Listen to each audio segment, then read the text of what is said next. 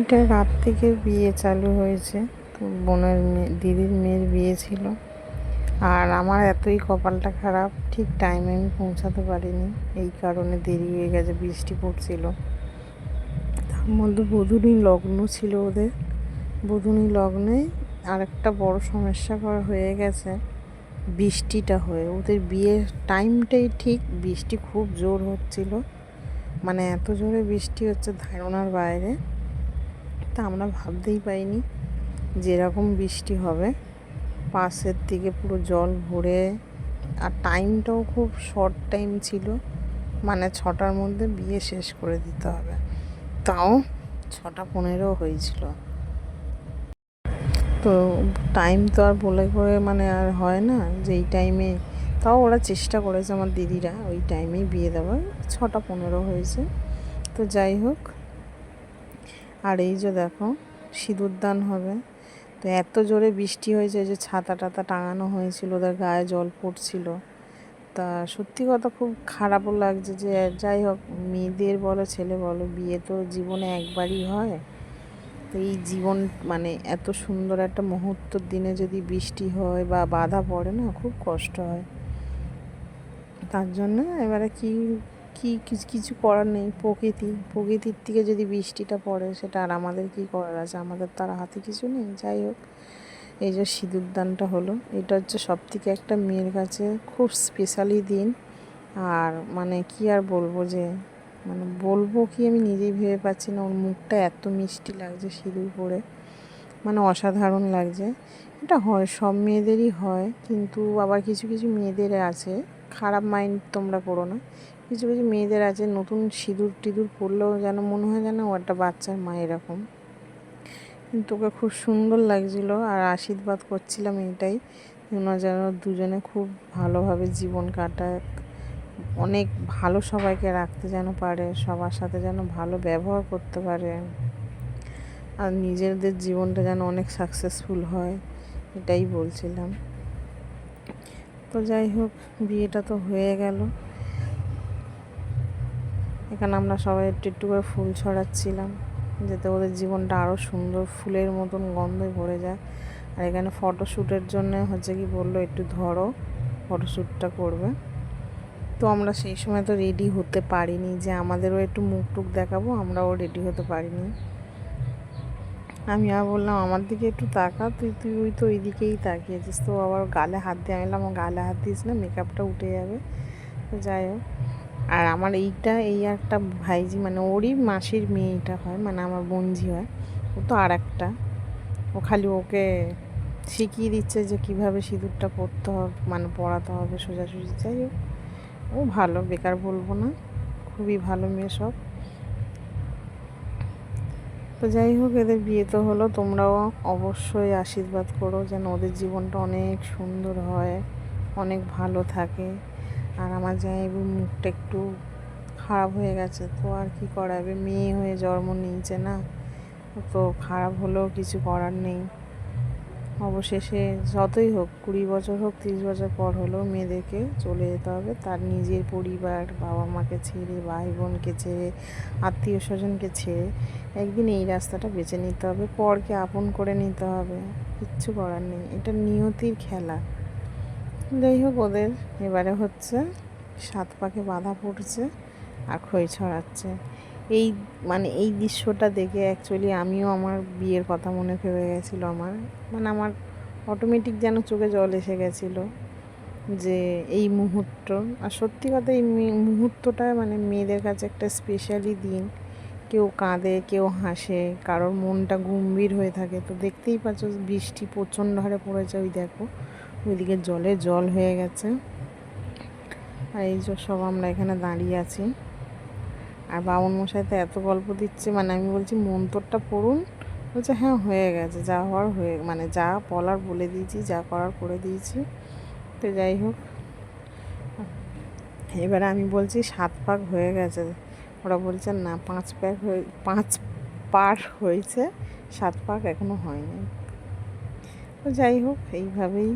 আর কি বলবো, আমি তো ভেবে পাচ্ছি না যে কি বলবো এখানে। তো এবার এই যে ওই খই ফেলবে, আর আগুনের তাপটা এত উঠছে যে ওর মুখে লাগছে ধোঁয়াটা। এটা সবারই হয়েছে, তবে সবার কিন্তু আগুন বেশি উঁচুতে ওঠে না। আমারও বিয়ের সময় এরকম আমারও মুখে তাপ লেগেছিলো, আমি কেঁদে ফেলেছিলাম, এত চোখে ধোঁয়া লাগছিল। আর এলিও দেখে নাও, এটা বাড়িতে দিদি বলো বোন বলো যাদেরই বিয়ে হোক না কেন, এটা ফিলটাই আলাদা। তার তো ফিল আলাদা হয়, কিন্তু বাড়ির লোকেরও একটা।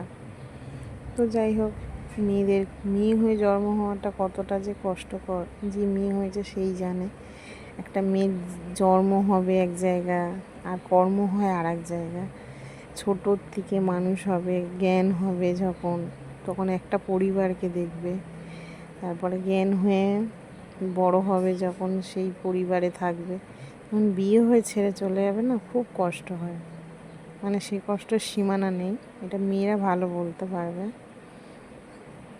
তো যাই হোক, এখানে ওদের খই ফেলা হয়ে গেছে, তো এখানে এবার জল দিয়ে লিবিয়ে দিল আগুনটা। তারপরে এখানে দই দেবে। আমাদের যদিও বা দই দিইনি, এটা দেশের দিকে তো একটু নিয়মটা একটু আলাদাই হবে।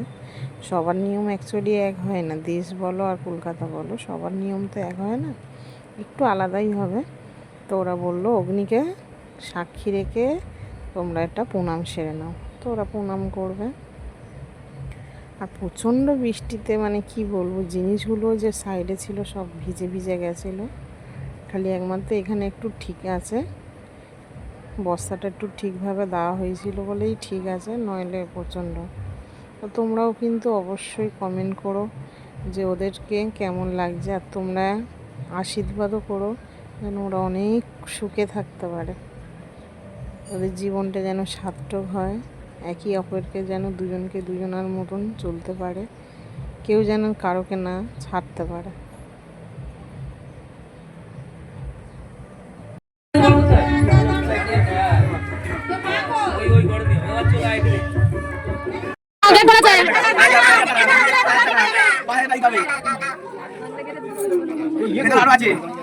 হ্যাঁ গেট ধরে বল, তুই সাই দিবি তো।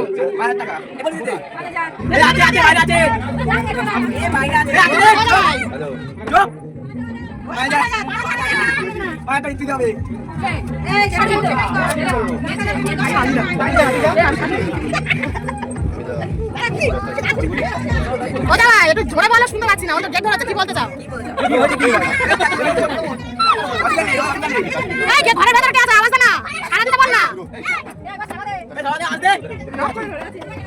আরে টাকা গেটটা খুলে টাকা, আরে গেটটা খুলে টাকা না।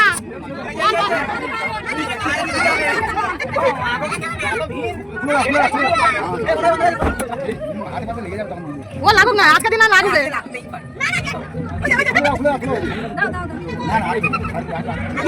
দিয়ে দাও।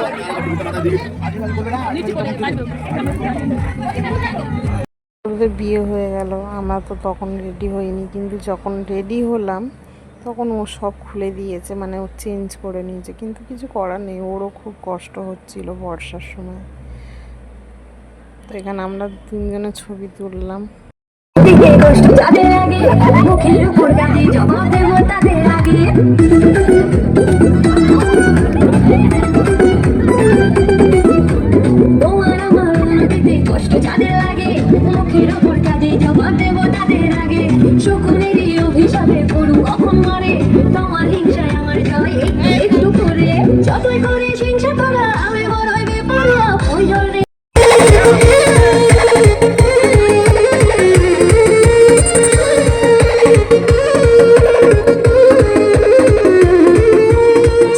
जवानी के उड़े दहो, मनवा से मनवा के जुड़े दहो, छीटा जवानी के उड़े दहो, मनवा से मनवा के जुड़े दहो। आज सुते तक करिया तान के तान के तान के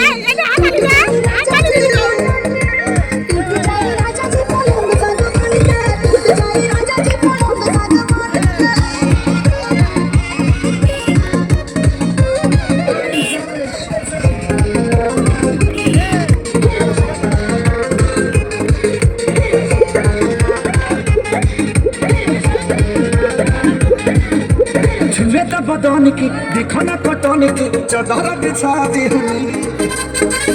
बोलो मुझे मन पिघला दे हरी पलंग पर झुला झुला दे बदन के देखो ना कटन के चादर बिछा दी बोलो मुझे मन पिघला दे हरी पलंग पर झुला झुला दे अरे यार बात बेटी अब खान के टूट जाए राजा जी टूट जाए राजा जी पलंग संग मान के टूट जाए राजा जी पलंग संग मान के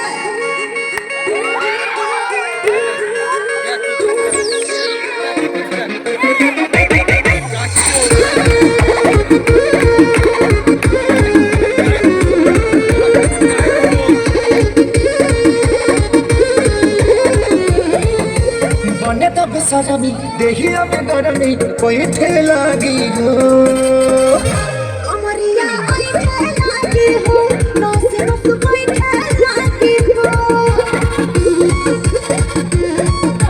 बने तो बेसरमी देहिया में गरमी कोई ठेलागी हो कमरिया आई लागी हो नस नस গাইস তো চলো খাওয়া কত নাচ গান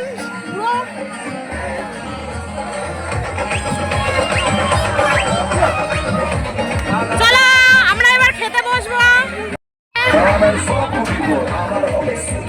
এই, এদিকে চলো একদম আগা আগা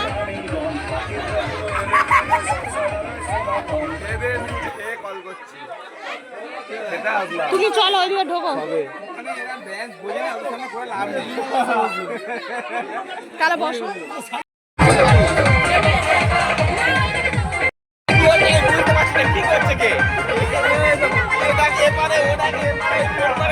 যাবি না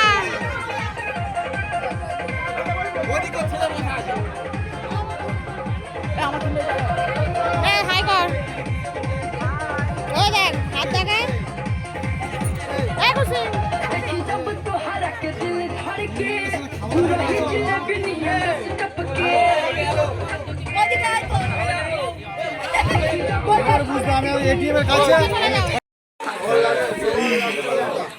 তো দেখো এখানে আমাদের থালা দিয়ে দিয়েছে, থালার মধ্যে লেবু আছে, হাজমোলা আছে, জল আছে। এটা কে বলো তো? এটা আমার একটা ভাইজি, না সরি বোনজি, এটা আমার একটা দিদি, এটা একটা খোঁজরি, ওটা ভাই, ওটা বোনের ছেলে, এটা হচ্ছে একটা দাদা, আর এটা হচ্ছে আমার কাজের মাসি, তো জানোই চেনো। আর ওখানে আমার ভাইয়ের বউ আছে, ওখানে আছে বড় বৌদি, মুখটা সে একদম সুবর্ণাকির করে মতন করে রেখেছে। আর এই যে টাক মাথাটা দেখছো, এটা আমার জামাইবাবু। আর এই দাদার বোনের মুখ দেখা যাচ্ছে না। আর ওখানে আমার দিদির মুখের রিয়াকশনটা দেখে নাও। এটা ক্যামেরায় কিন্তু মুখ দেখানোটা উঠেছে, ঠিক আছে? কে মরবে কে বাঁচবে। এখানে পড়ে গেছে রাধা পল্লবী আর চানা। খাবার স্টার্ট করে দিয়েছি। এখানে মানে বেশি ফাজলামো কথা হচ্ছে, ঠিক আছে? এখানে কে কে গালটা কত বড় করছে ক্যামেরার মধ্যে যেন সবার দেখা দেয়। তুমি দেখা দাও এরকম, তোর মুখটা দেখাবি তো। ও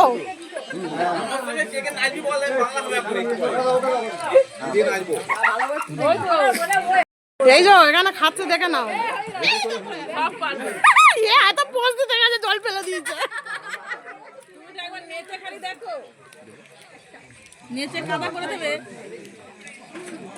তো আমাদের খাওয়া দাওয়া হয়ে গেছে, ড্রেস চেঞ্জ করে নিয়েছি, মেকআপ টেকআপ সব খুলেছি, কানেরটা খোলা হয়নি। যাই হোক এখন আমরা ঘুমাবো না, আড্ডা মারবো।